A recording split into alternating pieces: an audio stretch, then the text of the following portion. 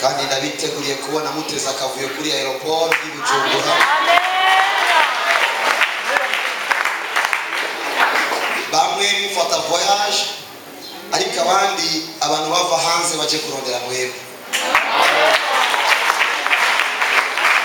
Kubera ama business ugiye gutanguza mu gihugu, kubera kandi amavuta agiye kubakorerako mu izina ryaje.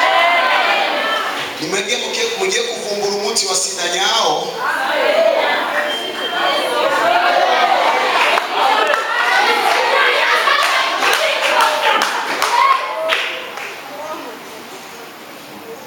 Datuye yuko nimba ubuhinde babuhungirako kugira ngo bakire indwara bazoza mu Burundi ari benshi mu izina ryaje.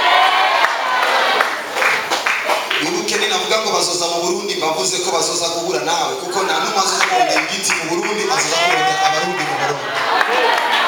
Karabaza bayazo maroza. Tudashoboye guhezagira mu bwoko mu bintu bikomakomeye, tuzogumana nabo badakomeye. Ayisubire. Tudashoboye guhezagira mu bwoko mu bintu bikomakomeye, tuzogumana nabo badakomeye. Hageze yuko finance za eglise zitava muri Amerika ariko ziva mu bakristo bari muri eglise kuko barabuka. Thank you. Amen. Turakire rero umuntu wese ari muri kino kibanza, icyubahiro ciwe abaje bwa mbere ngabashobora gushira ibiganza hejuru.